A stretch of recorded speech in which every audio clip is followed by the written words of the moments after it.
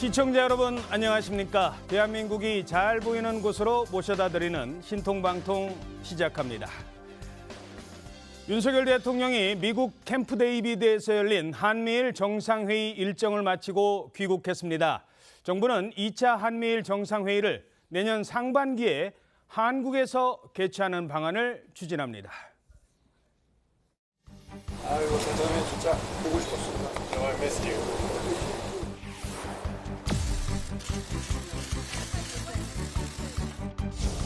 오늘 우리 새 정상은 처음으로 한미일 단독 정상회담을 갖고 한미일 협력의 새로운 장을 열었습니다. Make a historic moment, and I believe that to be true. This is a new era in partnership between Japan, the Republic of Korea, and the United States. 日米韓首脳会合を少なくとも年に1回開催することで一致をいたしました。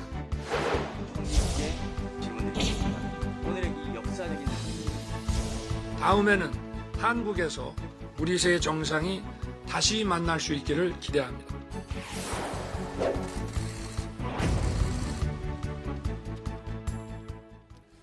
네, 정례화하기로 했다고 합니다. 특히 이번 한미일 정상회담을 통해서 이전과는 차원이 다른 한미일 간의 공조체제가 마련됐다는 평가도 나오고 있습니다. 자, 그런데 언론에서는 각각 주목하는 포인트가 조금씩 다른 것 같습니다. 자, 각 언론마다 일면 머릿기사로 이렇게 실었는데요. 먼저 조선일보 국제질서 저해를 하는 이 북중러를 겨냥한 것 같습니다. 협력체, 중국을 겨냥한 거다. 한미일 협력체는 중국을 겨냥한 거다. 이렇게 얘기를 하고 있습니다. 자, 그런가 하면 중앙일보 언제든 무엇이든 한미일 협력의 새로운 틀을 짰다. 역시 캠프 데이비드를 이 오솔길을 산책하는 새 정상의 모습과 함께 이렇게 평가를 했습니다. 자, 그런데 한겨레는 조금 차원이 좀 다른데요. 한미일 사실상 군사동맹을 맺은 것이고 경랑의 한복판에 결국은 한반도가 서게 됐다. 지금 중국의 반응에 대해서 평가를 좀 높이 치는 것 같은데, 자, 사진 보시면 바이든 대통령이 윤석열 대통령의 어깨를 이 친한 친구들이랑 이렇게 어깨 동무하면서 같이 걸어가는데요. 그런 뒷모습을 연출하기도 했었습니다. 자, 언론마다 주목하는 포인트는 조금 다른데 어떻게 평가하십니까? 그렇죠. 아니 객관적으로 보면 이제 미국 중심의 그 새로운 세계 질서, 이런데 이제 한국이 편입됐다. 저는 이렇게 생각할 수 있겠습니다. 지금까지는 이제 미국과 중국 간의 어떤 대결 양상을 보였는데 우리가 중간에서 과연 그 정치적 또는 경제적으로 중립을 지킬 수 있느냐, 이게 굉장한 과제였죠. 그런데 이제 미국과 중국의 경쟁이 격화되면서 사실은 지금 신냉전이라고 할 정도로 미국이냐 중국이냐를 선택할 수밖에 없는 그런 상황으로 몰린 거잖아요. 그렇죠. 이 상황에서 이제 한국이 결국 미국 중심의 세계 질서를 선택을 했다. 물론 거기에는 여러 가지 도전적인 과제도 있습니다. 그러니까 이제 한미일이 이렇게 가까워지면 뭐 북한, 중국, 러시아가 또 그 상대적으로 가까워질 가능성 이런 것도 충분히 있고요.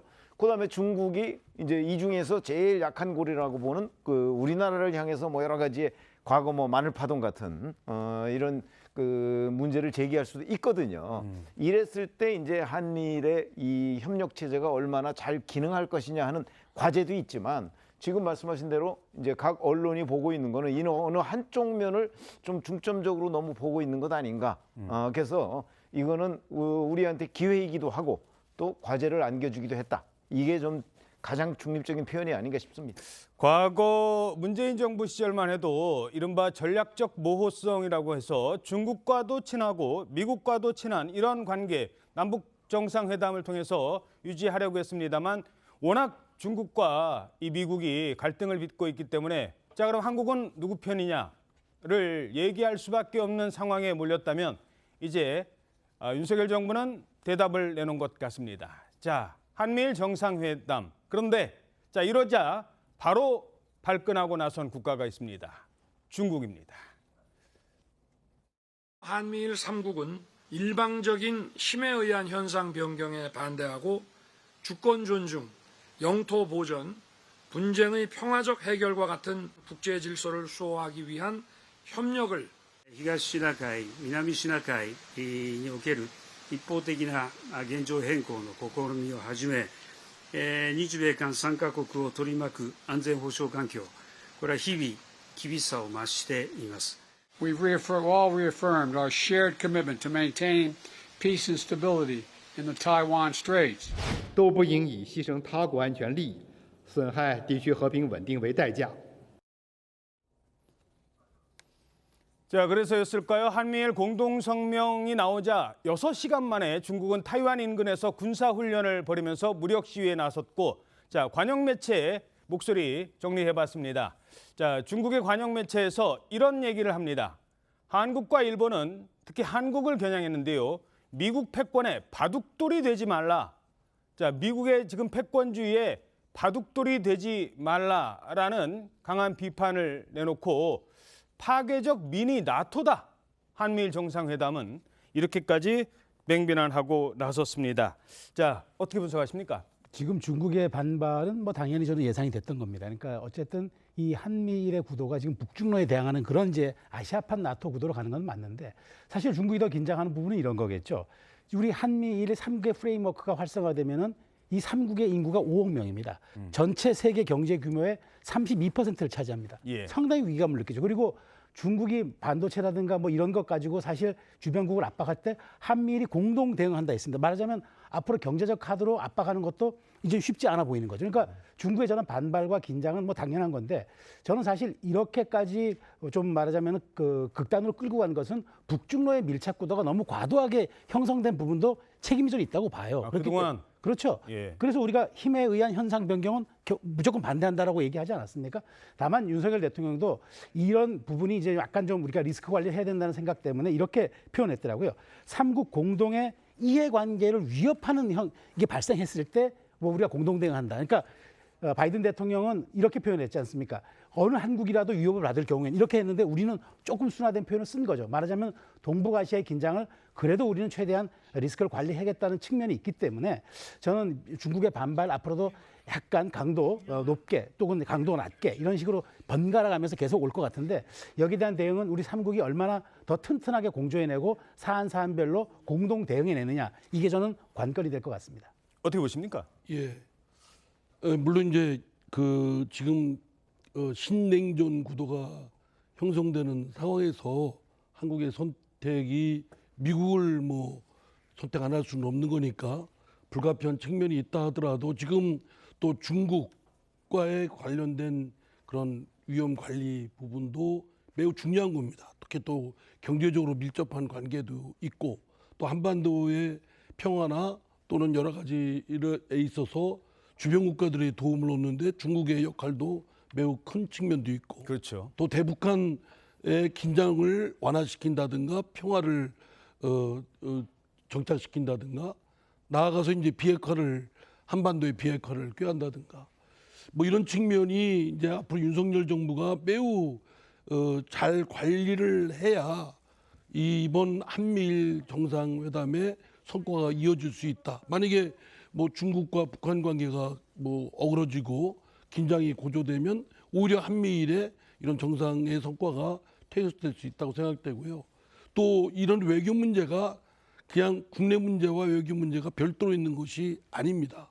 이 외교 문제가 결국 또 성공을 하려면 국내의 상반된 시각을 어떻게 하면 통합시키고 수렴하는 노력을 윤석열 대통령이 좀 잘 하느냐. 야당을 설득하는 것. 거기에 또 국내 여론, 반대 여론도 있지 않습니까? 그리고 이제 또 하나는 지금 이렇게 한미일 거의 준동맹, 군사동맹화 했지만, 지금 사실 미국과의 관계에서는 ILO법이나 반도체법의 보의 경우 보면 기존의 WTO 체제나 또는 FTA가 완전히 무력화됐거든요. 이렇다면은 과연 우리는 미국에 대해서 미국이 요구하는 것만 했지, 사실 우리의 이익이나 국익의 관철은 제대로 되지 못했다라는 점도 대미 관계에서 살펴봐야 될 부분이고, 예. 일본은 뭐 후쿠시마나 여러 가지 갈등 요인이 있기 때문에 이것 또한 그 한미일의 정상의 성과만 내세워서는 안 되고, 미국, 일본과의 관계도 잘 풀어나가는 것이 필요하다고 생각됩니다. 알겠습니다. 자, 한편 한미는 오늘부터 11일 동안 을지 자유의 방패 연합 연습에 돌입합니다. 북한발 가짜뉴스, 특히 이번에는요, 이 가짜뉴스에도 대응을 해야 된다고 합니다. 이게 심리전도 되게 중요하거든요. 여론전, 딥페이크 기술로 우리는 이렇게 했다고 했는데 그걸 교묘하게 또 왜곡하는 그런 뉴스를 북한발로 나오는 게 많습니다. 자, 이걸 처음 반영했는데 한수원을 해킹해서 원전 도면을 일부 탈취했던 이른바 북한 해킹 그룹 김숙희가 해킹 시도를 한 정황 역시 드러났다고 합니다. 자, 이 소식은 김아림 기자가 먼저 정리를 해드리겠습니다. 지난해 우크라이나 젤렌스키 대통령은 자신이 투항했다는 가짜뉴스가 돌자 키이우를 떠나지 않겠다는 인증 영상을 올렸습니다.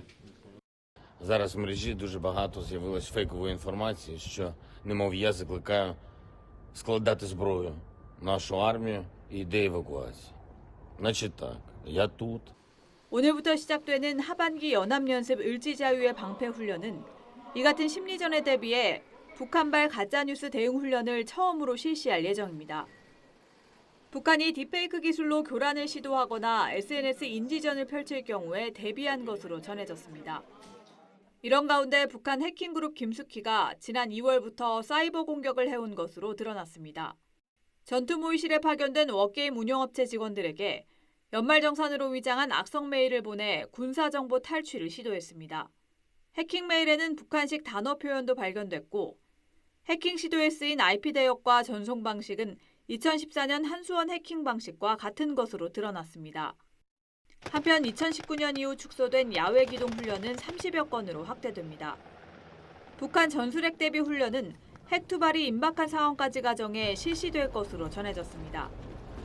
TV조선 김하림입니다. 네, 북한은 특히 해킹 부대만 따로 전담해서 운영할 정도로 해킹, 그다음에 이 무슨 코인 이런 것에도 손을 대면서 이 사이버전의 중요성도 커지고 있습니다. 자, 그렇다면 오늘부터 한미 훈련 시작한다니까 북한은 어떤 반응 보였을까요? 사진 보시죠. 저기서 뭐가 퐁 하고 날아가는데 해상에서 미사일을 쏘는 것 같아요.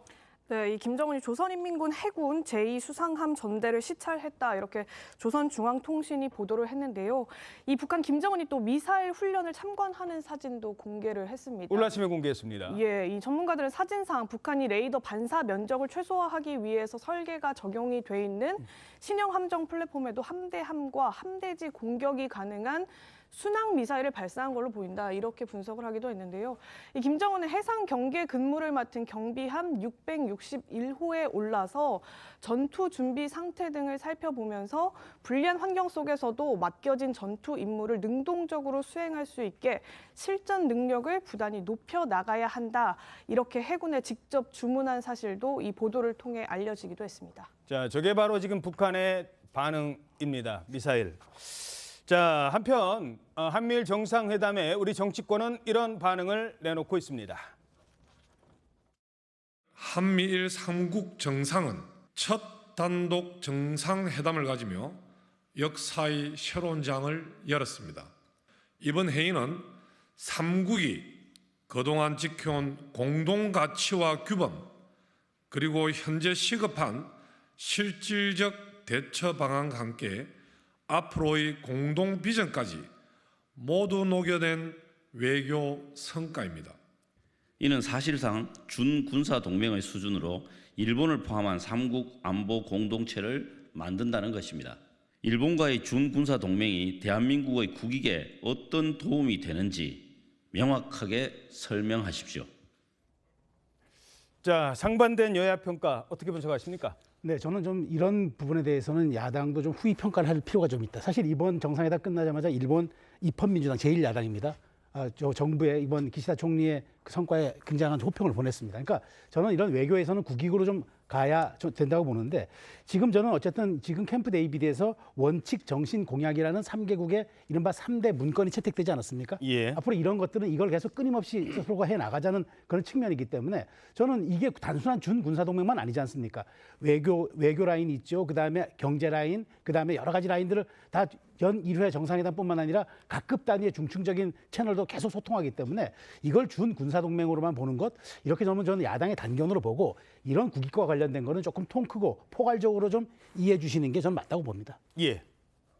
예, 뭐 특히 이제 일본과의 관계는 아직 풀지 못한 또 갈등이 재현되는 요소들이 좀 많거든요. 그리고 이것이 이제 이제 아무리 대외적 협상을 성과 있게 했다 할지라도 그게 이제 성과로 이어지기 위해서는 말씀드린 대로 국내 문제에서 여론이 뒷받침을 받아야 되는데 갈등 요소가 있고 상반된 시각이 있는 게 또 현실입니다. 또 후쿠시마나 독도 문제 등 일본과의 그런 갈등이 있는 상태에서 저 정도의 일본과의 그런 지금 군사동맹이 아니라고 하셨지만 물론 아니지만 거기에 가깝게 가는 길목이 아닌가 싶은데 그런 점에 있어서는 저희 야당에서는 걱정을 많이 하죠. 예. 자, 이제 귀국길에 오르면서 윤석열 대통령이 취재진들을 만났는데요. 이때 뭐 음식은 맛있었습니까? 뭐 이런 질문을 하잖아요. 관련된 특히 오솔길과 관련된 이런 뒷이야기도 전했어요. 네, 맞습니다. 이 바이든 대통령이 산책할 때 주로 어떤 이야기를 했는지 기자들이 물었는데 윤 대통령 말은 바이든 대통령이 산책을 하거나 이런 사적인 자리를 가질 경우에는 국제정치에 대해서는 거의 얘기를 하지 않고 본인의 가족이나 손주 또 스태프들과 관련한 이제 소소한 이야기들을 한다 이렇게 전하면서 우리 손주의 자랑을 하셨구나. 예, 근데 이번에는 특히나 이 캠프 데이비드 장소에 대한 설명이 주를 이뤘다고 했습니다. 또 본인 아버지가 그 윤석열 대통령의 아버지 최근에 부친상을 당했잖아요. 그 아버지와 비슷하다 이런 이야기를 하면서 위로의 말도 전했다고 하는데 또 전망대 테라스에서 담소를 나누기도 하면서 자상하면서 엄한 아버지 또 자녀에게 많은 영향을 준 아버지란 점에서 우리 두 사람의 공통 분모가 있다 이런 말도 전했다고 합니다. 이 윤 대통령이 17일 미국에 도착을 했을 때도 바이든 대통령이 전화를 했는데요. 뭐 안녕 나의 친구 이렇게 인사를 하면서 전화 통화한 메시지도 공개를 했고 또 미국 국빈 방문과 캠프 데이비드 초대 모두가 성사된 해외 정상이 윤석열 대통령이 유일하다 이러면서 그 숙소로 바이든 대통령이 쓰는 에스펀 별장 내부를 직접 안내받기도 했다. 이런 일화도 소개를 했습니다. 사실 윤석열 대통령이 그 부친상 당하고 그냥 발인 끝나자마자 다른 절차도 못하고 보통은 그래도 뭐 입관도 가고 이렇게 장지도 따라가고 사실 아들로서는 어쩌면 중요한 역할인데 이 한미 정상회담 때문에 그냥 장례식 마치자마자 바로 지금 미국으로 가야 됐었거든요. 그렇죠. 서둘러서 출국할 수밖에 없는 일정이 있었죠. 그래서 뭐 일정을 일부 조정할 것이다 이런 얘기도 있었는데 결국은 예정대로 출국을 했습니다. 그러다 보니까 이제 그 아버지의 이제 보내는 그 과정이 아마 그 귀국길에는 이제 조금 그 시간 여유가 있으니까 아마 그 아버지와의 과거 추억 뭐 이런 것들을 떠올리는 장면들이 지금 많이 있었습니다. 그런 보도도 많이 나왔고요. 그다음에 윤석열 대통령의 뭐 지인들 뭐 이런 사람들이 또 과거 윤 대통령에 보여준 그 윤기중 명예교수의 여러 가지의 그 교훈들 뭐 이런 것도 지금 전하기도 했습니다. 아마 당분간 계속될 것으로 보입니다. 예. 자, 오늘 한미 정상회담과 관련해 윤 대통령의 직접 설명이 있을 예정입니다. 10시 국무회의 자리에서 대국민 설명에 나선다고요? 네, 대통령이 직접 그 국무회의 모두 발언을 통해서 이 한미일 정상회담 성과에 대해서 직접 설명하는 시간을 갖는다고 하는데요. 아마 이 회의는 생중계로도 일부 진행이 될 걸로 보이고요. 이 사상 첫 캠프 데이비드 회담이었던 만큼 역사적인 회담이었기 때문에 이 성과를 사회 구성원과 대통령이 직접 공유를 하는 것도 중요하다. 이렇게 대통령실이 설명을 하면서 또 외교부와 대통령실 자체적으로도 홍보를 하겠지만 대통령이 직접 의미를 전달하는 기회도 기대를 한다. 또 이렇게 설명을 하기도 했습니다. 예, 저희 TV조선에서도 이따 10시 조금 넘어서 시작되는 이 국무회의 자리에 대통령의 한미일 정상회담 설명 전해드리도록 하겠습니다. 자, 다음 소식입니다. 지난주에 민주당 이재명 대표가 백현동 특혜 의혹으로 검찰 포토라인에 섰죠. 그런데 조만간 이 포토라인에 서는 모습이 또 한 번 연출될 것 같다고 합니다. 자, 그런데 이번에는 이재명 대표의 명언을 쥔 사람이 있습니다. 바로 내일 재판 2번 연기됐고 내일 재판은 열리겠죠, 설마? 이화영 전 부지사입니다. 자신들의 치부를 가리겠다는 정치검찰의 조작 수사 아니겠습니까?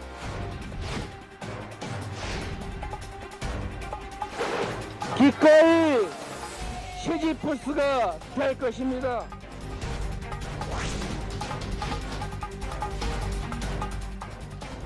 박물과 이재명은 대체 무슨 관계입니까? 몇 년이라면 내일 사이분도.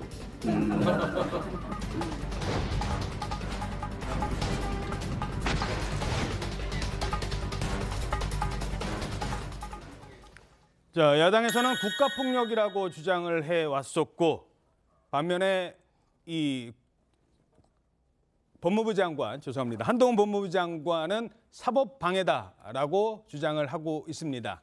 자, 쌍방울 대북송금 사건과 이재명 대표를 연결짓는 연결고리에 대한 재판입니다. 그런데 이 상황에서 지금 검찰이요, 이화영 전 부지사의 40년 직위를 압수수색했다고 합니다.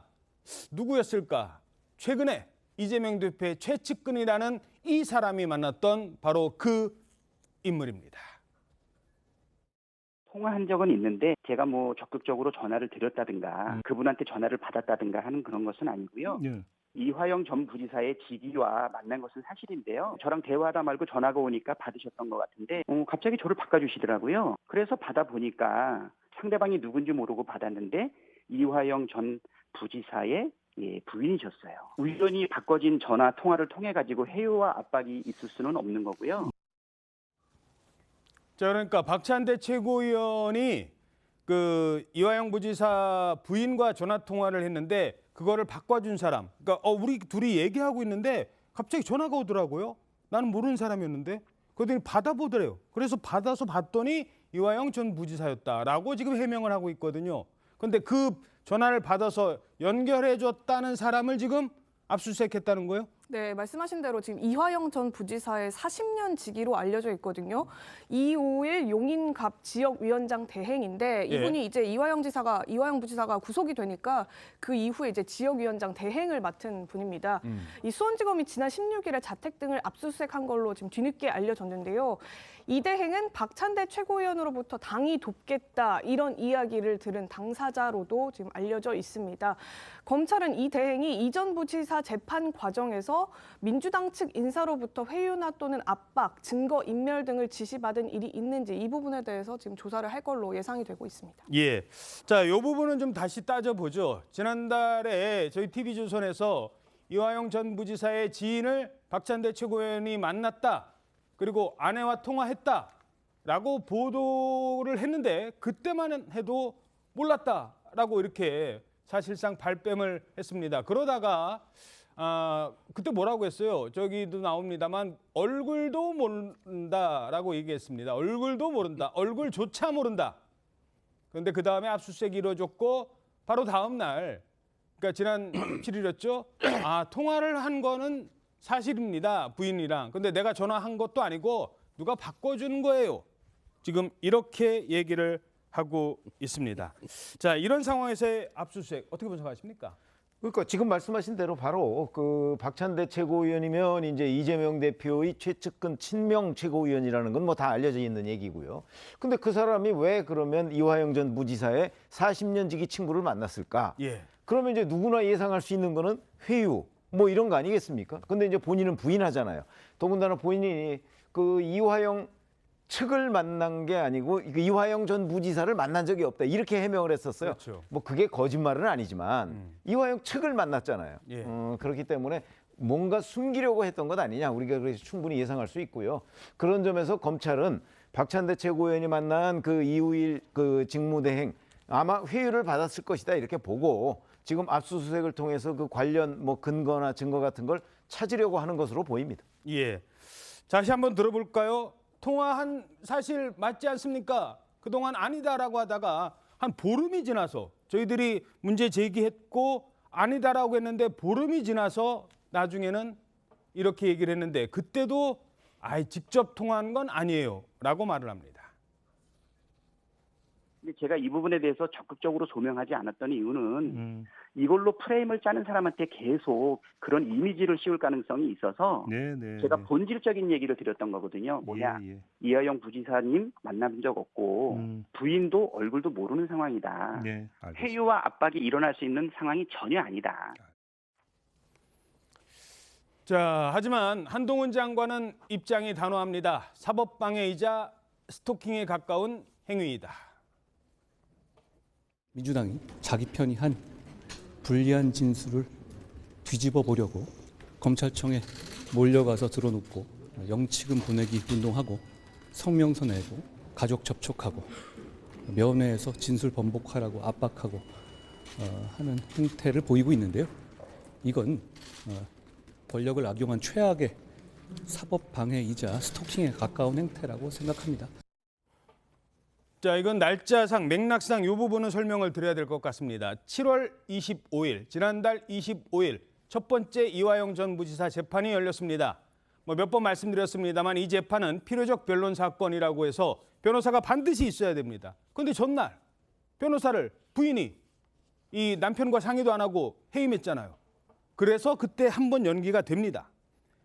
8월 8일 두 번째 재판, 이번에는 해임된 변호사는 나오지도 않았고 다른 덕수 변호사가 등장을 하더니 사실상 파행으로 몰아가는, 아니 자기는 뭐 못 믿겠다, 이 기피 신청하고 나중에는 변호 안 하겠다, 사임계까지 내고 결국 처음부터 준비해왔던 거잖아요. 그 사이에 무슨 일이 있었느냐, 대체 왜들 이렇게 두 번이나 의도적으로 연기를 했느냐, 그 배경을 알려는 거잖아요. 그렇죠. 그러니까 이번 압수수색에 담긴 본질은 저는 박찬대 최고위원이 했던 말의 반대편에 있다고 생각합니다. 뭐냐면 내가 이렇게 적극적으로 소명하지 않았던 이유는 이걸 가지고 나한테 그런 이미지를 씌우고 프레임을 짜서 공격하려고 했는데 이렇게 해서 자기가 얘기를 안 했던 거다라고 말을 했는데 거꾸로 실제로 그 지금 이화영 전 부지사의 측근인 당협위원장을 만났다 하는 이것은 사실은 내가 그 이화영 부지사의 부인과 아는 사실이 없고 우회해서 통화했다는 이른바 알리바이를 만들고 그 프레임을 짜기 위해서 그렇게 한 것 아닌가요? 그런데 압수수색 과정에서 들여다놓고 보면은 사전에 어떻게 이런 전화 통화를 하기 위해서 치밀하게 조율했는지 혹은 이런 상황을 만들려고 연출했는지 이런 것들도 들여다볼 수 있기 때문에 저는 박찬대 최고위원이 말하자면 지금 그 압수수색이 들어오니까 급한 마음에 좀 진실의 일단을 털어놓은 것 같은데 실제 내용을 좀 들여다보면은 저는 부인이 이렇게까지 나올 수 있었던 이유는 사전에 조율되지 않고 사전에 어떤 당의 의사가 전달되지 않고는 사실 이게 이렇게 나올 수 있을까라는 약간의 합리적 의심이 들기 때문에 탄원서도 당에 보냈거든요. 그렇죠. 그렇기 때문에 이 부분에 대한 날짜를 특정하면서 앞뒤로 조금 검찰이 통화 내역도 좀 들여다보면서 여기에 대한 증거를 좀 찾아내려는 의도가 아닐까. 저는 압수수색의 의도를 그렇게 분석합니다. 자, 공교롭게도 바로 이 박찬대 최고위원과 부인이 통화한 이후에 변호사를 갑작스럽게 해임을 하고 법원에서는 아내가 이렇게 얘기했잖아요. 정신 차려, 남편한테. 직후 상황 보시겠습니다. 제가 아까 흥분해서 그랬는데 조금 더 입장 정리를 해볼게요. 저도 지금 정신이 하나도 없어가지고. 남편분이랑 입장이 근데 좀 다른, 가족이랑 좀 다른 게 왜 그렇다고 좀. 저도 모르겠어요. 왜 저 사람이 저렇게 됐는지 모르겠습니다. 이재명 당국은 뭐 보고를 했다라는 식으로 얘기를 한대서 그 본인하고 확인을 해보고 얘기를 하셔야죠. 변호사 입이 곧 이화영 입인데 지금 어떻게 하시려고 그래요 하고 제가 강하게 항의를 했어요. 결국은 잡아다가 놓고서는 들들 볶아갖고 이재명 방북 진술을 이끌어내려고 한 거 아닌가 이렇게 저는 의심이 되고요. 아마 검찰에서 변호사한테 어떤 조언을 했을 것 같아요. 이렇게 네가 이재명 방북 그거를 불면은 이거는 이렇게 해주겠다라는. 자, 그래서 1차 연기됐고 2차 연기됐고 바로 내일 재판이 열립니다. 야, 내일 재판도 또 뭔가 파행을 겪을까요? 어떻게 보십니까? 그러니까 7월 25일 재판은 이화영 전 부지사의 부인이 변호사를 일방적으로 해임해서 공전됐고요. 그다음에 8월 8일 재판은 그 원래 그 변호사가 아닌 법무법인 덕수의 김영태 변호사를 그 출석시킴으로써 또 공전이 됐고, 그러면 이제 이 두 가지 방법이 아닌 또 다른 방법을 이화영 전 부지사가 아마 부지사의 부인이 쓸 가능성도 배제할 수가 없죠. 저는 뭐 법률가가 아니라서 아마 이상민 변호사께서 잘 아실 텐데 잘 모르겠지만 하여튼 다른 어떤 방법으로 또 그 이제 그 나와야 할 변호사를 못 나오게 하고, 왜냐하면 지금 현재 그 이화영 전 부지사는 감옥에 있습니다. 그리고 그 부인은 밖에 있기 때문에 그 원활하게 소통은 안 되는 것으로 보이고, 그러면 또 남편 모르게 뭔가 수를 써서 공전을 시킬 가능성 저는 없지 않다고 봅니다. 지금까지 2번이 재판이 공전된 건 매우 이례적입니다. 그것도 변호인 선임 문제 때문에 그 재판장으로서는 더 이상 공전되는 걸 그냥 좌시해서는 안 될 거라고 생각되고요. 이제 변호인 선임권은 궁극적으로 피고인한테 있습니다. 그러니까 가족이 도와줄 권리는 있지만 그 궁극적으로 그 피고인의 의사에 따르는 것이 이고, 만약에 그럼에도 불구하고 담당 변호인이 안 나왔다. 그렇게는 국선 변호인을 붙여서라도 재판을 진행해야지 계속 이거를 공전시킬 경우에는 재판 자체에 대한 신뢰가 뚝 떨어질 수 있다라는 점 말씀드리고요. 아까 그 징계인멸 부분에 좀 말씀드리는데 우리나라 형사법은 이제 영미법과 같은 사법방해죄는 없지만 그와 유사한 이제 증거인멸죄가 있고 그에 대한 혐의를 갖고 지금 수사를 하는 것 같습니다. 짐작으로는. 그런데 이제 압수수색을 한 거 보면 그래도 판사가 그 압수수색 영장을 발부할 때는 증거인멸과 관련된 혐의를 뒷받침하는 소명이 붙어 있기 때문에 발부했지 않겠습니까? 그렇다면 상당한 정황으로 볼 때 여러 가지 그 의심스러운 정황이 있는데 이거에 대해서는 박찬대 최고나 또는 그 상반된 입장을 갖고 있는 쪽에서 적극적으로 입증을 해야지 자칫 이거를 하면은 오히려 여러 어려움을 겪을 수 있다라는 점을 코멘트합니다. 예. 자, 근데 한 가지만요. 만약에 내일 재판이 또 연기가 된다라면 검찰 수사 일정에 상당한 차질이 예상되는 게 일단 이 백현동 수사와 함께 구속영장을 청구할 때 이 이화영 전 부지사의 진술이 나오면 그래서 쌍방울 송금이랑 같이 합쳐서 영장을 청구할 계획이었잖아요. 이재명 대표에 대해서. 예. 그렇게 되죠. 그런데 만약에 내일 또 한 번 어떤 불의 사태로 공전이 된다면 그 일정 자체가 수년되겠죠. 근데 그동안에는 사실은 이제 하계 여름 휴가 기간하고 그 지난 8월 15일 광복절 휴일이었어요. 근데 마침 그게 화요일이었어요. 그래서 이제 2주마다 이렇게 열렸는데 이번에는 아마 1주마다 열리긴 할 거예요. 그러니까 1주 정도 수년이 될 수 있다. 그렇게 되면 이재명 대표에 대한 구속영장은 그 뒤로 또 밀리게 되는 그런 상황을 맞게 될 것이다 이렇게 봅니다. 그래놓고 민주당에서는 빨리 지금 구속영장 청구해라 비얘기 중에 지금 그렇게 얘기하고 있잖아요. 아니 어차피 8월 내에 청구할 가능성은 지금 없습니다. 왜 그러냐면 내일 재판 결과를 보고 그 다음에 수원지검에서 이제 대북 송금 문제와 관련해서 이재명 대표를 한번 소환 조사를 하고 그 다음에 영장을 청구할 거 아니겠습니까? 청구하면 이제 그때 뭐 체포동의안 뭐 이런 거 준비하고 이렇게 하다 보면 어차피 8월 내에 영장이 청구될 가능성은 없다고 보는 게 맞습니다. 자, 지지원 기자, 결국 그 덕수 소속 김형태 변호사는 고소를 당했다고요? 네, 이게 김성태 전 쌍방울 회장이 측에서 이제 고소를 한 건데요. 김 전 회장 측이 지난 16일 강남 경찰서에 김형태 변호사에 대해서 고소장을 제출했는데 김 변호사가 이화영 전 부지사 재판에서 김 전 회장의 압박으로 이 전 부지사가 허위 진술을 한 거다. 이런 취지의 의견서를 냈었잖아요. 이 부분이 바로 명예훼손이라는 겁니다. 이 앞서서 김 변호사는 이 전 부지사의 검찰 진술조서에 증거 부동의 의견서를 낸 바가 있었는데 이 의견서에 따르면 이 전 부지사가 허위 진술을 거부하게 될 경우 김성태 전 회장이 이재명 대표 당시의 재판에 재판부에 로비를 한 사실 등을 폭로하겠다 이런 회유 압박을 받았다는 겁니다.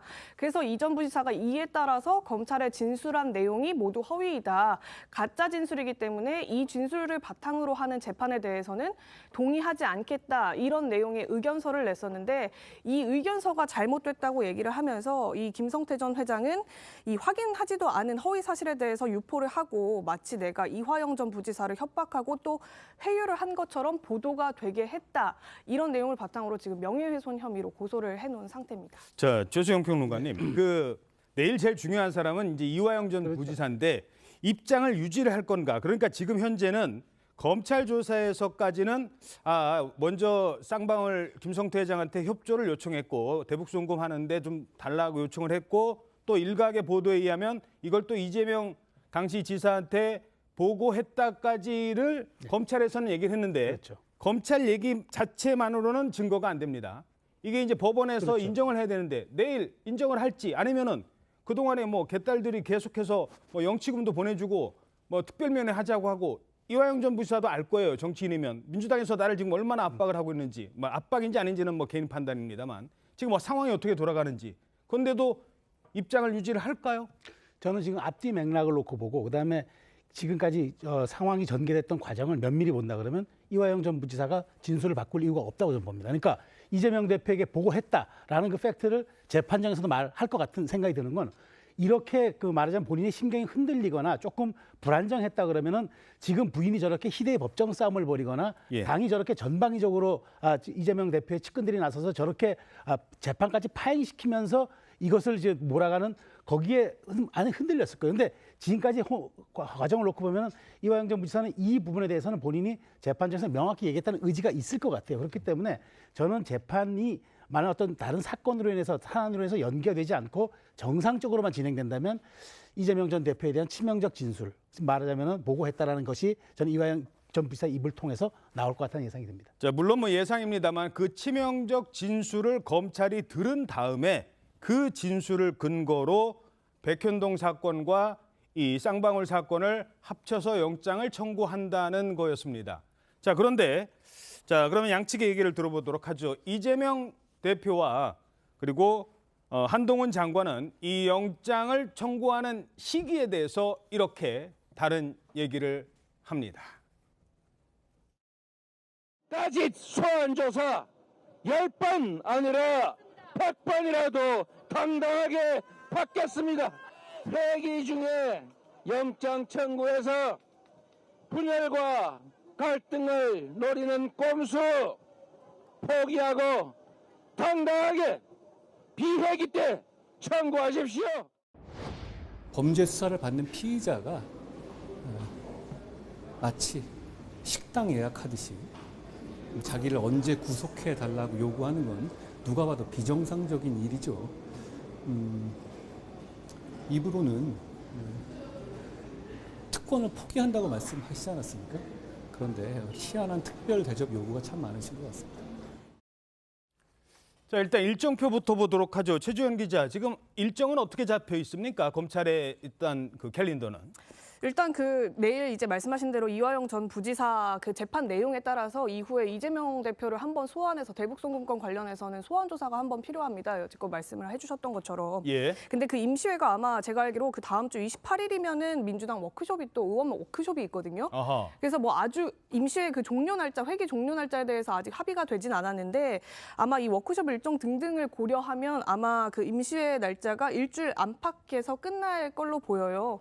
그래서 아마 그 시기를 고려하게 된다면 지금 저기는 회기 종료 31일이라고 나와 있지만 저것도 아직 픽스된 게 아니어서 저것보다 조금 더 당겨진다면 정말 시한은 며칠 없기 때문에 그 안에 이제 표결을 거치는 회기안의 체포동의안 체포동의안 표결을 이루기는 조금 어려울 거라고 보여지고요.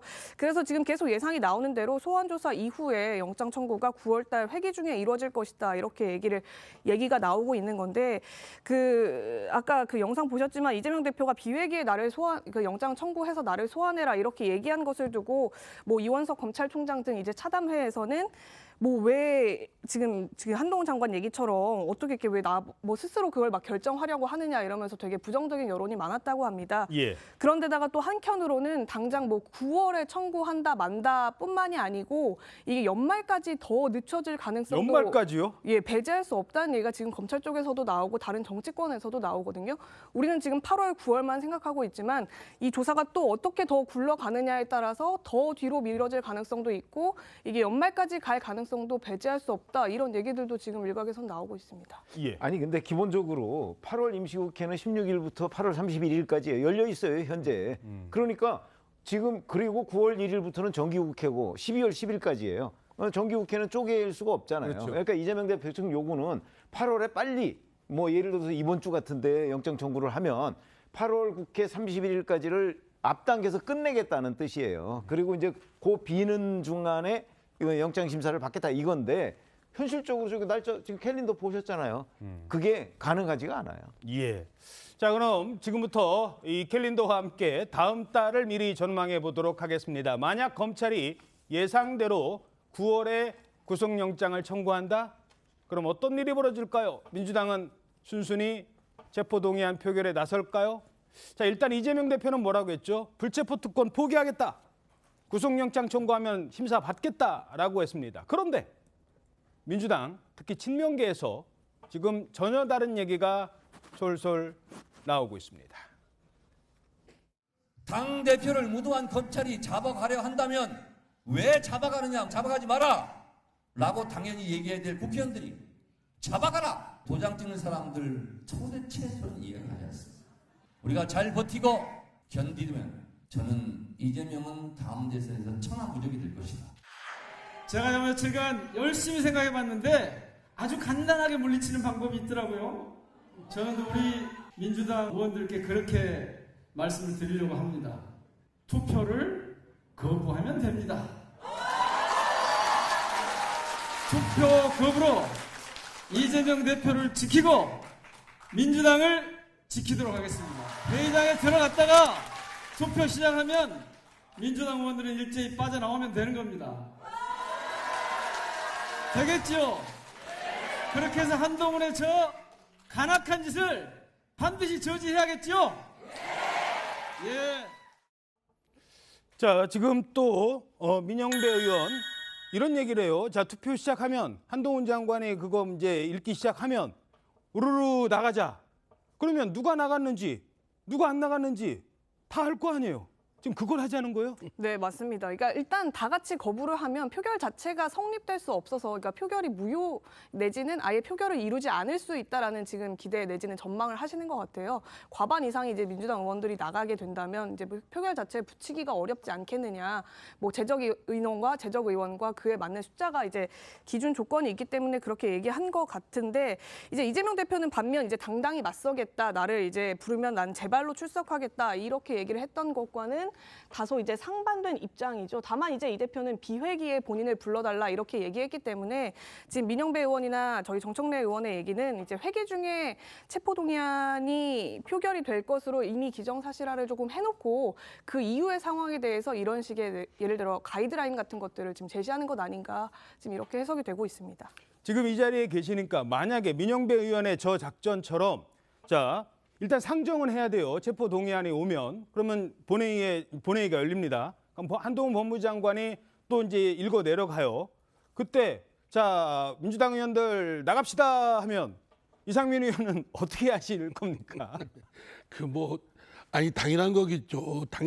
지금 저럴 수는 없는 건 당연합니다. 왜냐하면 국회배부에 의한 절차에 밟아야 되고 뿐만 아니라 저희 당이나 당대표나 저희 의원들이 다 대국민 약속을 했습니다. 예. 불체포특권 포기하고 불체포 포기한다는 얘기는 뭔가요?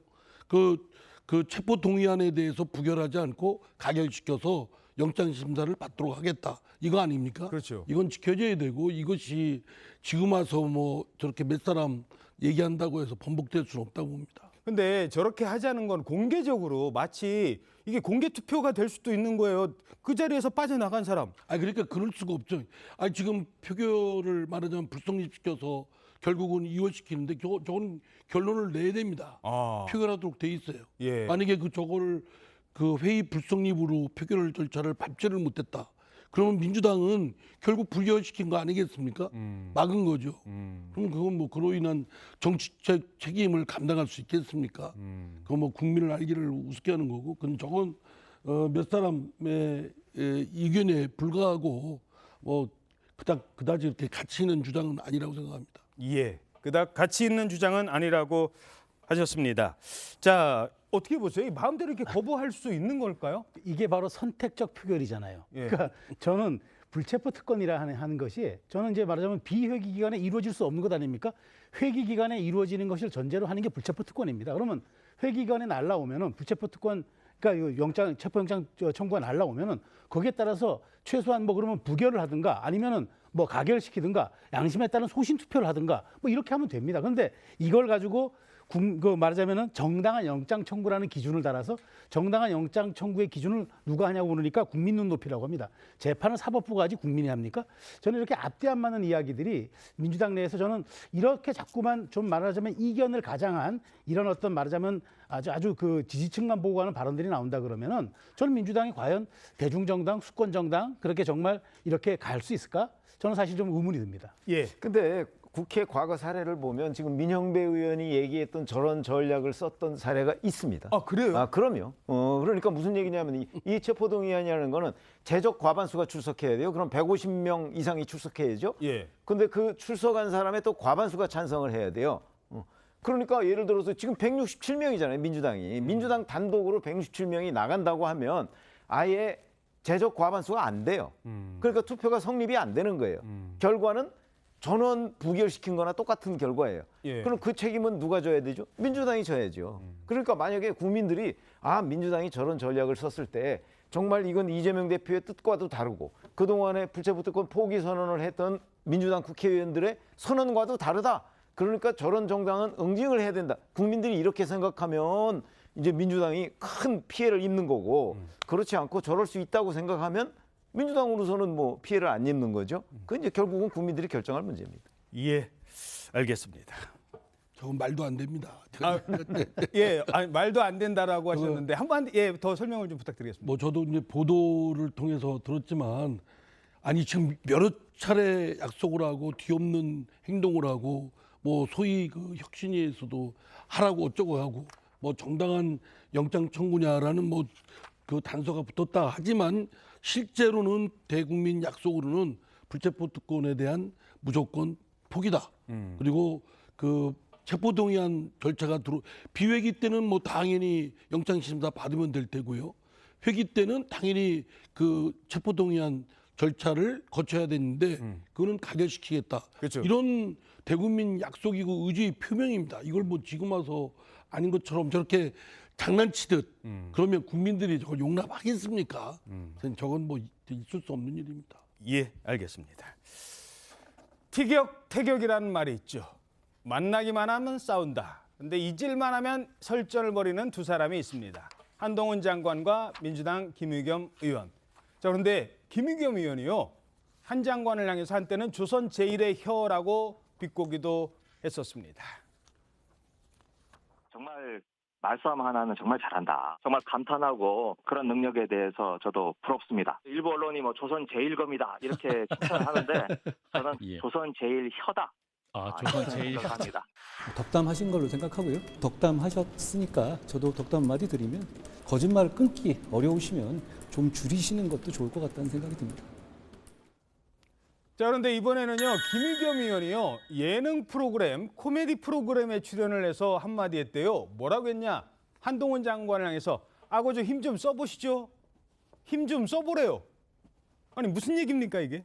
저도 이걸 봤는데 이 김의겸 의원이 두 번째 이 프로그램에 출연을 한 거거든요. 근데 이 두 번째 출연에서 그 한동훈 장관이 민사소송으로 이제 본인한테 10억 원을 걸었는데 이 소송 재판이 아직까지 이루어지지 않고 있다. 그러면서 힘 좀 써서 빨리 이 재판 좀 이루어지게 해달라 이렇게 얘기를 한 겁니다. 빨리 결론 낼 수 있도록 힘 있는 한동훈 장관이 힘 좀 써달라? 예, 이 힘 써달라고 하는 재판의 내용이 바로 청담동 술자리 의혹 얘긴데요. 아하. 이 과거에 이 김의겸 의원이 법사위에서 이제 특정인의 녹취를 틀면서 이제 한동훈 장관과 윤석열 대통령이 청담동에서 새벽까지 술자리를 가졌다 이런 제보자의 얘기다 이렇게 얘기를 하면서 의혹을 폭로를 했었는데 이제 이 내용이 나중에 이 해당 제보자가 자기는 뭐 그 술자리가 그런 술자리가 아니었고 이후에 자기는 개인적인 약속을 가느라고 그런 술자리가 있지도 않았다 이런 식의 해명을 했잖아요. 사실상 거짓임이 판명이 났어요. 예, 거짓 의혹 제기라고 판명이 나서 그때 이제 김의겸 의원이 일부 사과를 한 바도 있었는데 이제 어제 방송에 다시 나와서는 본인은 어쨌든 제보자의 진술에 의해서 의혹을 제기한 것이기 때문에 그러한 의혹 제기는 얼마든지 할 수 있다라는 취지로 또다시 이제 사과해서 다시 한번 번복을 하는 듯한 그런 발언을 이제 어제 방송을 출연해서 하신 겁니다. 자, 재판이 열리면 무슨 10억이야. 나는 10원도 안 낼 수 있어라는 자신감일까요? 근데 일단 그거부터요. 민사소송인데 법무부 장관이 힘을 쓸 수 있습니까? 어떻게 보세요? 그 정도는 김의겸 의원이 알겠죠. 예. 그런데 저거는 예능 프로그램이라는 점. 그냥 코미디처럼 생각하시면 됩니다. 그러니까 얘기한 거지 뭐 사법부에 그 한동훈 법무부 장관이 요청해서 뭐 안 해주면 뭐 구속한다 이럴 수는 없는 거 아닙니까? 예. 그러니까 그냥 저건 그냥 약간 우스갯소리처럼 한 얘기라고 저는 그렇게 이해합니다. 예. 자, 그런데 이건 엄연히 엄중한 소송까지 걸려 있는 문제입니다. 그냥 우스갯소리로 농담이었어라고 끝날 것 같지는 않습니다. 왜냐? 제보자의 거짓말로 일단 드러났지 않습니까? 그러면서 김의겸 의원을 향해서 한동훈 장관이 한마디를 했어요. 자, 그럼 그때는 어떤 반응을 보였을까요? 김의겸 의원은 사과하실 필요가 없습니다. 그분은 책임을 지셔야죠. 당 내에서 그 대변인님 그 전에 술자리 발언 관련해서 책임을 져야 한다 아니면 어제 제가 입장문 낸 걸로 가름하겠습니다. 따로 그런 거치에 대해서는 고민은 안 하시나요? 네. 자, 입장문으로 가름한다고 그랬어요. 구체적으로 한동훈 장관에게 뭐 죄송하다, 미안하다, 내가 잘못 알았다 이런 얘기는 아직 없었는데 자, 김 의원의 이런 태도 어떻게 보십니까? 자, 김 의원의 저런 태도는 참 이중적이죠. 자, 그리고 지금 말씀하신 것처럼 마치 법무부가 뭐 이게 이 사안에 대해서 자신이 없어서 시간을 끈 것처럼 얘기하는데 민사소송 법무부 개입 못합니다. 법원이 결정합니다. 뭐 다 잘 알면서 저런 얘기하는 거죠. 그리고 지금 또 저렇게 얘기하면서 또 저 방송을 보니까 이런 발언까지 했더라고요. 뭐 자기가 이게 허위 사실로 판명이 났긴 해도 제보자가 있고 제보자가 나한테 얘기했던 것까지 이걸 가짜 뉴스라는 건 너무 심하지 않느냐라고 얘기했는데 그것도 가짜 뉴스예요. 그러니까 김의겸 의원은 이런 발언들이 저는 오히려 나중에 재판 가잖아요. 매우 불리하게 작용할 수도 있어요. 왜냐하면 적어도 확인을 해봤으면 알 수 있었던 그렇죠. 거 아닙니까? 그리고 본인 이 자체에 대해서 허위 사실이 이미 공표가 됐고 확정이 됐는데 그럼 제보한 사람은 그건 허위 사실이 아니고 그건 진짜 뉴스였다? 이렇게 말하면 그것 또한 법원을 능멸하는 게 되지 않겠습니까? 저는 그래서 김의겸 의원이 조금 뭐랄까 저렇게 뭐 예능 프로그램 나와서 좀 재미를 위해서 조금 나간 건 괜찮지만 이게 사안의 자체, 본질을 왜곡하고 호도하는 이런 발언 그리고 조금 잘못했을 때는 쿨하게 잘못했다고 얘기해야지 저렇게 우회하는 저 전략들 저거 과연 책임 있는 정치인으로서 바람직한 건지 모르겠습니다. 예, 어떻게 보십니까? 저는 하여튼 두 분의 공방을 이렇게 보면 한 분이라도 좀 점잖았으면 좋겠어요. 국민들이 바라보시는데 너무 좀 저급하지 않습니까? 지금 그래도 지금 민생에 어려움 겪는 분들도 많으시고 사고도 많으시고 그런 상황 속에서 국회의원과 장관이 저런 공방을 벌이는 건 매우 잘못됐다고 생각합니다. 예, 알겠습니다. 다음 소식입니다. 대낮에 서울 신림동 공원에서 여성을 성폭행하고 숨지게 했던 최모 씨 결국 구속됐습니다. 피해자는 초등학교 교사였습니다. 교직원 연수에 가기 위해서 출근하던 길에 변을 당한 것으로 파악되고 있습니다.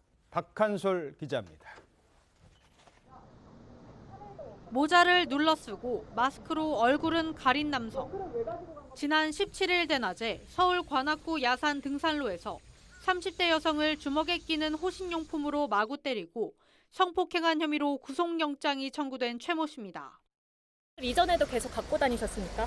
네. 범행 언제부터 계획하셨습니까? 법원은 범행이 중대하고 도주의 우려가 있는 데다 피해자가 사망했다며 최 씨에 대한 구속영장을 발부했습니다. 최 씨의 범행이 잔인하고 넉 달 전 범행 도구를 준비하는 등 치밀하게 범행을 계획한 점 등이 감안된 것으로 보입니다. 피해 여성은 영장이 발부되기 전인 낮 3시 40분쯤 병원에서 치료를 받다 숨졌습니다. 사건이 발생한 지 이틀 만입니다. 피해 여성은 초등학교 교사로 방학 중 교직원 연수에 참석하기 위해 평소 다니던 등산로를 통해 출근하던 중에 참변을 당한 것으로 전해졌습니다. 서울시 교육청은 피해자의 공무상재해를 적용해 순직으로 인정될 수 있도록 적극 검토하겠다고 밝혔습니다. 경찰은 신상공개위원회를 열어 최 씨의 이름과 얼굴 공개 여부를 결정할 예정입니다. TV조선 박한솔입니다. 자, 구속된 백 씨에게 적용된 혐의가 바로 강간살인입니다.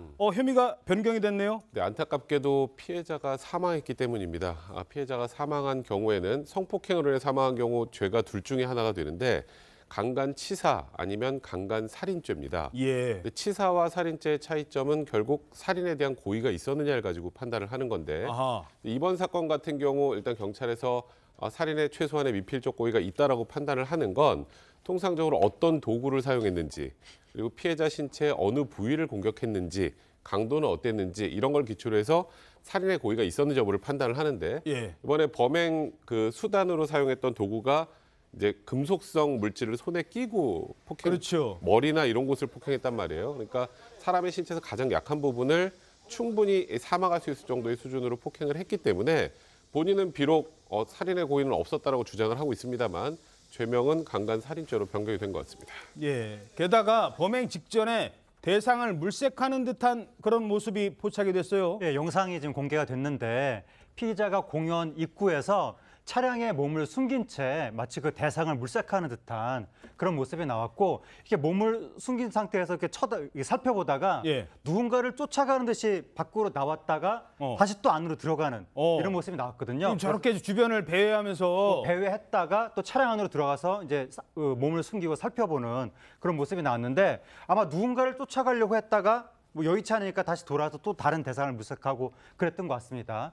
그 상태로 아마 10분에서 20분 정도를 물색하다가 범행 대상을 특정해서 범행을 한 것 같습니다. 저런 사람은 빨리 얼굴 공개해야 되는 것 아니에요? 지금 뭐 사형 얘기도 나오던데 어떻게 보세요? 신상 공개 가능성 매우 높다는 생각이 듭니다. 피의자가 지금 공격용 무기를 미리 준비해서 피해자를 잔혹하게 공격해서 결국에는 사망까지 이르게 된 사건입니다. 범행 수단이 잔인하고 피해가 굉장히 중대한 데다가 지금 성범죄 전과가 없는 것으로 알려지고 있지만 대낮에 지금 주택가 인근 둘레길에서 이런 범행을 저지른 굉장히 대담한 범행 수법을 보였거든요. 그렇기 때문에 아직 밝혀지지 않은 여죄가 있을 가능성도 배제할 수 없는 상황이어서 공익성과 알 권리 요건도 충족하고 있다는 생각이 듭니다. 말씀드린 것처럼 공개 가능성 높은 상황이고요. 경찰이 이번 주 내로 사이코패스 진단검사와 함께 이 신상공개위원회를 개최한다는 계획이기 때문에 공개 여부 지켜봐야 될 것 같습니다. 자, 지금 화면에도 나오고 있습니다만 그동안 어떤 사람이었느냐 봤더니 주로 집에만 있고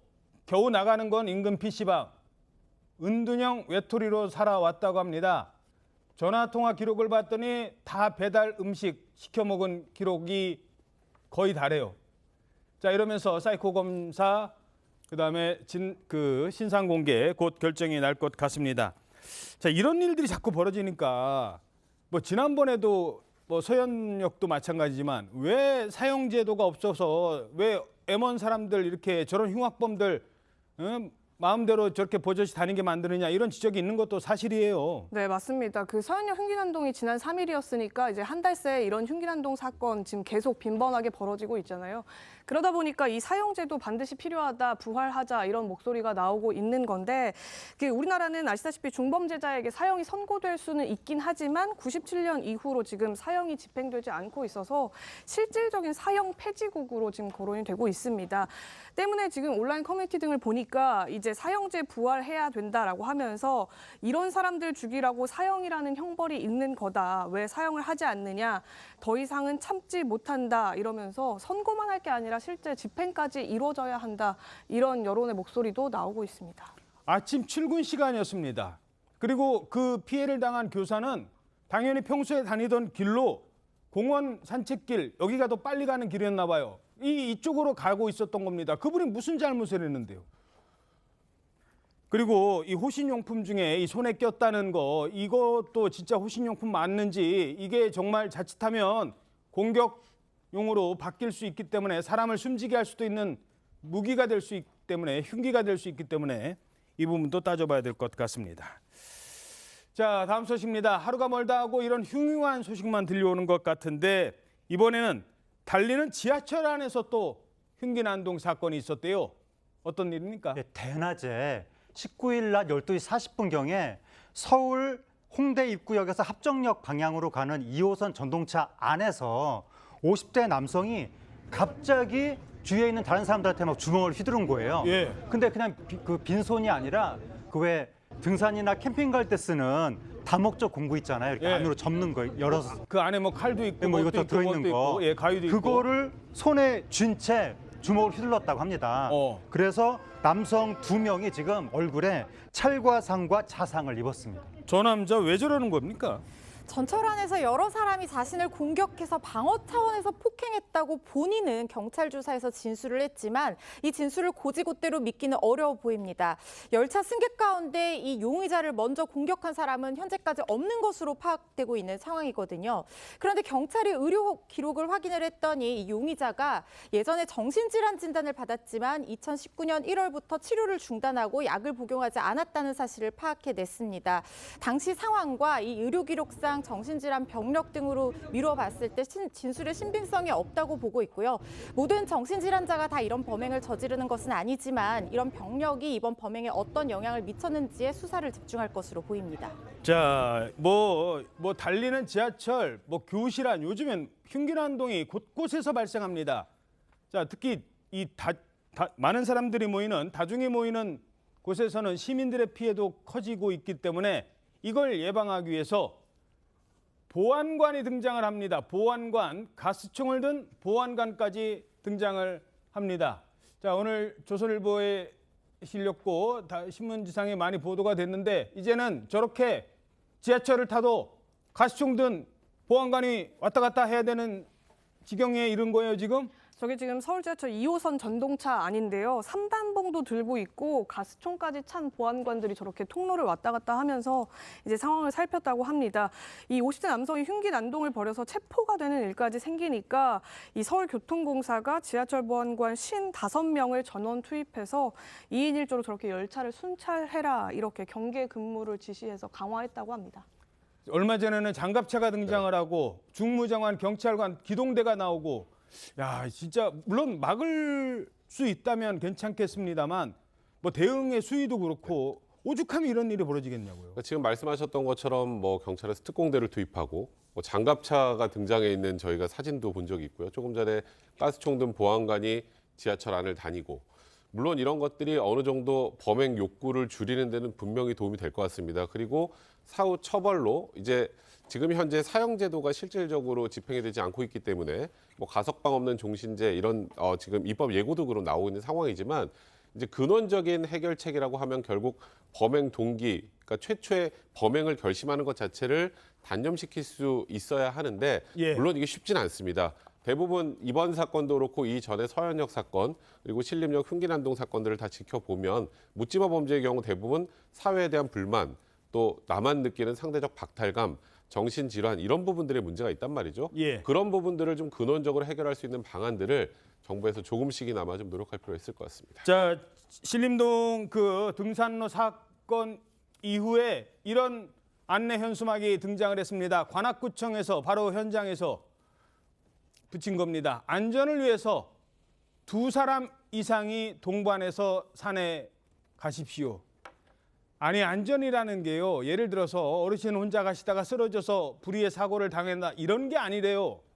인적 드문 곳에 웬 이상한 정말 X들이 등장할 수 있으니까 이런 사람들 막기 위해서 둘이 꼭 같이 가시랍니다. 이게 지금 2023년 여름 우리의 현실입니다. 자, 다음 소식입니다. 자, 식빵 언니 아시죠? 식빵 언니. 김연경 선수. 김연경 선수를 저격하는 글이 요즘 계속 인터넷에서 화제가 되고 있어요. 자, 그런데 이걸 누가 올렸느냐?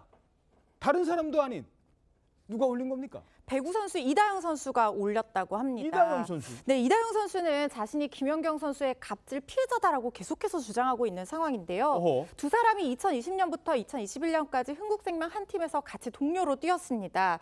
그때 당시에 김연경 선수가 팀에 오면서부터 문제가 시작됐다라고 이다영 선수는 지금 주장을 하고 있어요. 그러면서 이전에 김연경 선수에게 자신을 싫어하지 말아달라라고 문자 메시지를 보낸 걸 한 차례 공개한 적이 있었는데 이번에는 누리꾼과라는 메시지를 공개를 했는데요. 이 누리꾼이 김연경 선수 저격하려다가 학교폭력 의혹 터지지 않았냐 이렇게 질문을 했더니 답장으로 오히려 자신이 피해자다라고 하면서 김연경 선수가 욕을 입에 달고 살면서 자신을 따돌렸고 특히 동료들 앞에서 자신을 성매매 여성에 빗대서 모욕하는 것도 서슴지 않았다라고 주장하는 내용의 메시지를 주고받은 것을 이다영 선수가 공개를 한 겁니다. 자, 그런데 뭐 기억하시겠습니다만 원래 이 논란이 이가영 그 자매의 논란이 왜 시작됐냐면 처음 시작은 이다영 선수가 김연경 선수한테 맨날 저 언니가 나한테 욕하고 나를 괴롭혀요. 이걸 올리니까 그래? 그럼 너 어렸을 때 학교 다닐 때 애들 그렇게 못 살게 굴었다며 여기서 시작이 됐거든요. 자, 그래서였을까요? 이번에도 반응이 썩 좋은 것 같지는 않아요. 네, 이번에 반응이 이제 많은 분들이 이다영 선수를 좀 비난하는 그런 반응인데 왜냐하면 이 사안 자체의 사실관계는 모르지만 일반적으로 봤을 때는 이다영 선수는 과거에 학폭 가해자 논란으로 그 팀에서 퇴출된 적까지 있는 그런 선수이기 때문에 좀 신뢰도가 좀 떨어지는 편이고 반면에 김연경 선수는 그 후배나 동료를 챙기는 리더십으로 유명하거든요. 예. 국민적인 신망이 높다 보니까 지금 현재는 많은 분들이 그 김연경 선수를 옹호하면서 그 김연경 선수가 식빵언니인 거 모르는 국민이 있느냐. 식빵하면서 뭐 이렇게 권장할 건 아니지만 그렇게 말을 하면서 화를 다스리는 김연경 선수를 그렇게 디스하지 말아라. 그런 식의 반응들이 지금 나오고 있습니다. 자, 그러니까 물론 김연경 선수가 운동 중에도 화가 나면 가끔 욕설은 해요. 그래서 별명이 식빵 아닙니까? 근데 엄한 선배가 있는 것과 자신을 괴롭히는 선배가 있는 건 좀 다른 건데 내가 좀 힘들었다고 계속 저격글이 올라오는 거예요. 나는 억울하다.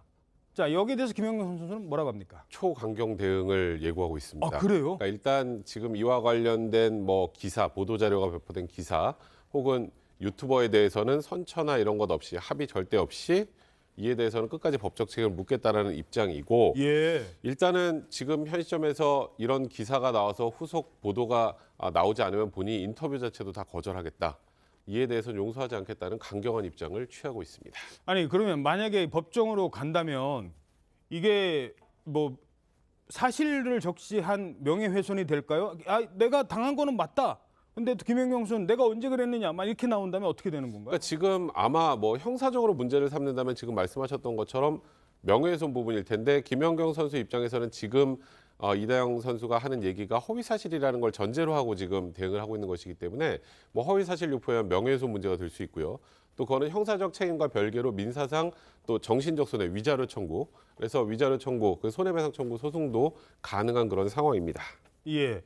자, 허지현 변호사님 어떻게 보세요? 이 두 선수가 사실 우리나라에 뭐 이른바 건들면 안 되는 유재석 씨라든가 김연아 선수 또 최근에 물론 IOC 선수위원회에서 탈락을 하긴 했습니다만 김연경 선수 워낙 팬덤도 강하고 평소에 행실이 그렇기 때문에 에이 설마 하는 측면도 있습니다만 또 누군가 그 일을 당했다면 뭐 밝혀내야 될 이유도 있거든요. 근데 알고 봤더니 학폭 가해자였던 사람이 나도 피해자였다. 나도 누구한테 이런 피해를 당했다라고 하는 게 과연 어떻게 법적으로 이걸 풀어야 될까요? 자신이 피해를 당했다고 해서 가해한 사실이 있다고 하면 그것이 어떤 면죄부가 될 수는 없다는 생각이 듭니다. 김연경 선수 같은 경우에도 이게 사실이든 허위 사실이든 강력하게 대응하겠다는 입장이고 말씀하신 것처럼 굉장히 오랫동안 사랑을 받은 선수들이기 때문에 반대로 싫어하는 사람들도 많이 있습니다. 그래서 김연경 선수 같은 경우에는 2020년부터 이 소속사에서 법률 대리인을 통해서 계속해서 어떤 악플이라든가 이런 사례들을 수집하고 있는 상황이고 일부 소송 대응도 하고 있는 상황이거든요. 예. 그래서 지금 강력하게 이다영 선수의 어떤 글에 대해서도 대응하려고 하는 것으로 봐서 둘 사이의 법적 분쟁도 지금 예상이 되는 상황이고요. 이다영 선수도 마찬가지로 본인이 피해 사실이 있다고 하면 이걸 법적으로 테두리 안에서 해결하려고 해야지 이걸 인터넷에 올린다든가 하는 이유로 또 다른 법법 행위를 저지르는 것은 옳지 않다, 온당치 않다는 생각이 듭니다. 예, 알겠습니다. 자, 다음 소식은요. 아직도 못 잡고 있는 그 은행 강도 소식입니다. 대전에 있는 한 신협에서 소화기까지 뿌리면서 침투를 해서 이 신협에 들어왔어요. 그리고 나서 현금 무려 3,900만 원을 빼앗아 달아난 은행 강도 사건이 발생을 했는데 아직도 이 범인을 못 잡고 있다고 합니다. 일단 무슨 일이에요? 일단 지금 이게 18일에 사건이 발생을 했는데요. 그런데 지금 사흘 정도가 지났는데도 불구하고 범인을 잡기는커녕 용의자도 특정하지 못하고 있는 은행 강도 사건입니다. 예. 이게 지난 18일 낮 12시쯤 대전 서구 한 상가 건물 1층에서 벌어진 일인데 신협 지점에 갑자기 검정색 헬멧을 쓴 남성이 소화기 분말을 뿌리면서 들이닥쳤습니다. 12시잖아요. 점심시간이었습니다. 직원 5명이 있었는데 다 식사를 하러 나가서 자리를 비우고 2명만 자리를 지키고 있었다고 하는데 남성 직원은 화장실에 간 사이였고 지금 신협 지점 안에는 여성 직원 1명만 창구에 앉아 있는 상태였다고 합니다. 창구에 직원 1명 있었는데. 네, 이 남성이 이 직원에게 흉기를 들이대면서 배낭에 현금을 담으라라고 협박을 했다고 하고요. 결국에는 현금 3,900만 원을 빼앗아서 달아난 사건입니다. 근데 왜 이렇게 못 잡는 걸까요? 그 이제 범행 그 경로를 추적을 해야 되잖아요. 예. 그런데 경로를 추적하기 어렵게 막 이렇게 복잡하게 돌아다니는 걸 뺑뺑이 수법이라고 합니다. 이리 갔다 저리 갔다 네. CCTV 있는 데 갔다 없는 데 갔다. 예, 그런 건데 그거를 범행하기 전부터 그렇게 복잡하게 이동을 했다고 합니다. 아, 미리? 예, 미리 그렇게 했고 범행 이후에도 이틀에 걸쳐서 굉장히 복잡하게 국도하고 CCTV 없는 곳까지 이렇게 돌아다니고 그다음에 장갑을 착용해서 지문을 안 남겼고 범행에 사용했던 소화기도 들고 나왔다고 합니다. 그러니까 굉장히 치밀하게 준비를 했던 것 같습니다. 예. 자, 과거에도 이 대전에서 이 은행 강도 사건 왜 총기가 등장했던 그런 장기 미제 사건이 있었잖아요. 네, 맞습니다. 2001년입니다. 굉장히 오래됐죠. 그 당시에 대전 등산동에 있는 국민은행 지점에 권총을 든 2인조 은행 강도가 들어서 당시 은행 직원을 살해하고 3억 원을 강취해갔던 그런 사건이 있었는데요. 영구 미제 사건이 됐다가 작년 8월에 검거가 됐습니다. 그러니까 다른 사건과 연계돼서 DNA 정보나 이런 것들이 확인이 돼서 결국 이제 검거가 된 건데요. 일단은 지금 현 시점에서는 항소심 판결까지 나왔는데 그 2인조는 모두 무기징역을 선고받았습니다. 지금 영상을 통해서 보고 계시는데요. 예. 근데 이번 사건 같은 경우는 일단 경찰은 단독 범행으로 일단 특정을 한 것 같습니다. 공범이 있는 것으로 보이진 않는다는 입장이고 다만 오토바이를 본인 게 아니라 두 개 다 이제 절취해서 운행을 한 것이라 그랬었죠. 예, 그래서 이제 검거가 좀 더 어려운 것 같고 제일 중요한 건 결국 CCTV를 통해서 동선을 확인해서 검거를 해야 되는데 아직까지 지금 범행 발생 4일이 지났음에도 아직은 검거되지 않습니다만 예. 조속한 검거가 좀 이루어질 기대해야 할 것 같습니다. 알겠습니다. 자, 지금 이 시각 정부는 국무회의를 열고 을지훈련, 오늘부터 시작하는 을지훈련 그리고 최근에 있었던 한미일 3국 정상회담에 대한 대통령의 설명이 진행되고 있습니다. 자, 윤 대통령의 설명 그리고 관련 메시지 함께 들어보시겠습니다. 홍보를 철저히 해주기를 바랍니다. 비상시 대응 역량을 높일 수 있도록 국민 여러분의 적극적인 참여를 부탁드립니다. 민, 관, 군이 기관별 역할 분담을 명확히 하고 각자의 임무와 구체적인 행동 절차를 숙지하여 실전과 같은 훈련이 이루어지도록 거듭 당부드립니다. 을지연습 그리고 이와 함께 시행되는 민방위 훈련은 모두 국민의 안전을 지키기 위한 것입니다. 저는 1박 4일의 캠프 데이비드 일정을 마치고 일요일 새벽에 귀국했습니다. 캠프 데이비드 3국 정상회의를 계기로 한미일 협력의 새로운 시대가 열렸습니다. 각종 도전 요인이 얽힌 전례 없는 글로벌 복합 위기가 우리에게 새로운 차원의 대응 패러다임을 요구하고 있습니다. 이러한 시대적 전환기에 한미일 3국은 국제사회의 위기를 기회로 전환하겠다는 책임감을 가지고 캠프 데이비드에 모였습니다. 그동안 한미일 대화는 지속 기반이 취약했고 협력 의제도 제한적이었습니다. 이번 캠프 데이비드 한미일 정상회의는 한미일 3국의 포괄적 협력 체계를 제도화하고 공고화하였습니다. 한미일 3국 정상들은 최소 1년에 한 번 모이기로 하였습니다.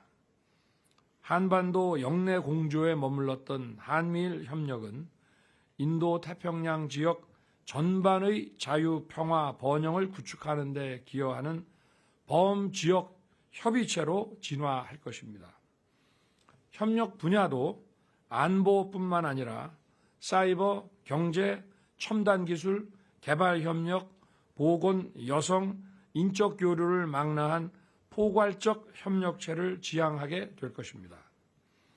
자유인권 법치의 보편적 가치를 공유하는 한미일은 한반도는 물론 인도 태평양 지역 그리고 국제사회의 안보를 구축하고 평화를 증진하는 데 앞장설 것입니다. 특히 한미일 3국은 북한 미사일 정보의 조기 경보 시스템을 구축하고 한미일 군사 방어 훈련을 체계적인 계획에 따라 정례적으로 실시할 것입니다. 또한 북한 정권의 핵 미사일 개발 자금줄인 사이버 불법 활동을 감시하고 차단하는 데 한미일의 역량을 집중할 것입니다. 북한의 도발 위협이 커지면 커질수록 한미일 삼각 안보 협력의 결정체 구조는 더욱 견고해질 것입니다. 이러한 삼각협력 결정체 구조는 북한의 도발 위험을 낮추고 우리의 안보를 더욱 튼튼하게 할 것입니다. 인도태평양 지역의 자유로운 항행과 통상 질서가 보장되도록 영내국들의 해양 안보 역량 증진을 지원하고 국제법과 규범 질서가 존중되도록 힘을 모을 것입니다.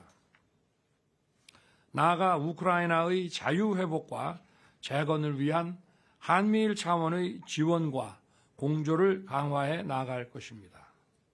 앞으로 한미일 3국 협력체는 오커스, 쿼드 등과 함께 영내외 평화와 번영을 증진하는 강력한 협력체로 기능하면서 확대 발전해 나갈 것입니다. 우리 국민들께서 체감하실 수 있는 3국 협력의 혜택과 이득도 더욱 증대될 것입니다. 첨단 기술력과 선진 산업 기반을 지닌 한미일 3국이 각자 운영해온 공급망 조기 경보 시스템을 서로 연결하면 공급망 정보와 회복력의 수준이 획기적으로 향상될 것입니다.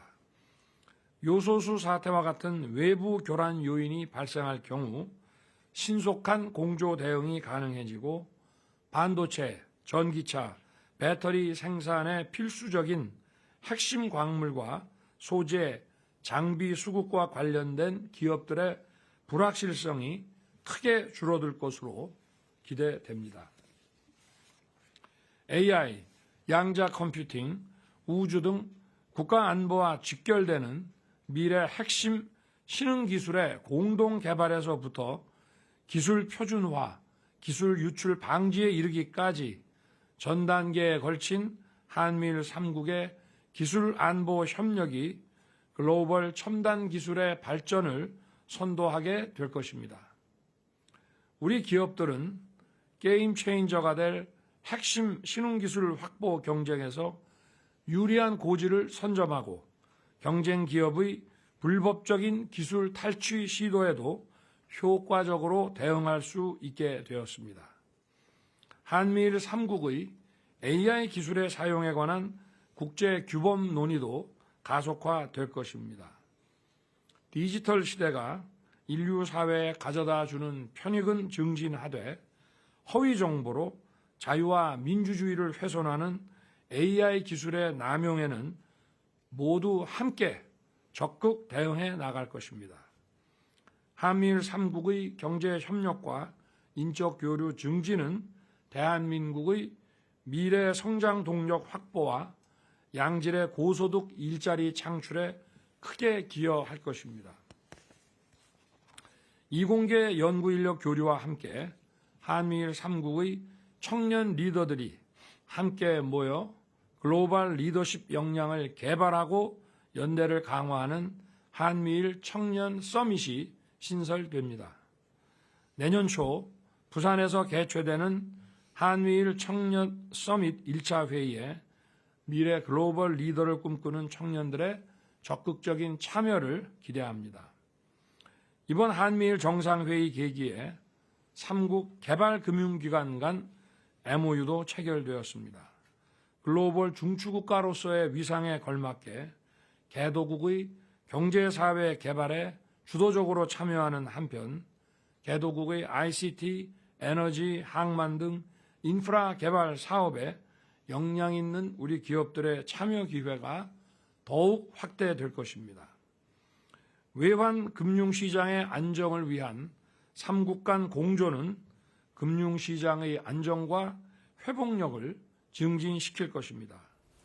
결국 네, 지금까지 오늘 국무회의 모두 발언에서 지금 현재 진행되고 있는 윤석열 대통령의 을지훈련과 관련된 내용 그리고 한미일 정상회담 관련된 내용 전해드렸습니다. 자, 그런데 바로 우리가 을지훈련 오늘부터 시작한다고 하니까 북한이 이런 반응을 보였습니다. 오늘 아침 공개한 사진인데요. 김정은 위원장이 보는 앞에서 지금 북한이 뭐라고 얘기했느냐. 저 미사일이 바다에서 쏘는 전략 순항 미사일이다. 이렇게 공개를 하면서 저 미사일 발사 장면을 의도적으로 했거든요. 근데 이번에 을지 훈련의 그 훈련 가운데 하나는 바로 사이버전입니다. 북한의 가짜 뉴스에 대응하는 건데 이 미사일 발사에도 가짜 뉴스적 요소가 들어 있다고 조금 전에 합참이 공개를 했습니다. 자, 어떤 내용입니까? 일단 저게 전략 순항 미사일이 아니다. 그 부분은 과장이 됐다. 이런 식으로 군 당국에서 지금 설명을 하고 있는데요. 전략을 붙이려면 이제 핵을 탑재를 해야 되는데 저런 조그만 배에서 전략 순항 미사일이라는 그 중요한 미사일이 발사될 가능성이 좀 적다. 이런 설명을 했고요. 또 그래서 다른 종류의 미사일일 거다. 이렇게 지금 관측을 하고 있고 그리고 사거리가 짧고 전략용이 아닐 거라고 보고 있으면서 목표물을 또 명중했다. 이렇게 발표를 했는데 명중한 게 나왔나요? 예, 그러니까 북한 같은 경우에 보통 명중을 하게 되면 명중하는 영상도 같이 공개를 하는데 이번에 그 부분은 누락이 된 걸 봐서는 아마 명중은 하지 못한 상태에서 다소 과장된 보도를 한 것이 아닐까 지금 이렇게 보고 있는 걸로 알려지고 있습니다. 자, 북한은 이른바 딥페이크 기술까지 요즘에 동원하고 해킹하고 사이버전에 대응하고 있습니다. 바로 이 점을 우리가 앞으로도 을지 연습을 통해서 전략적인 대응을 하겠다는 건데 아니 핵 탑재하는 미사일 쐈다면서요. 핵은 없는 그런 미사일 가능성이 아주 높다고 합니다. 1분 뒤에 돌아오겠습니다.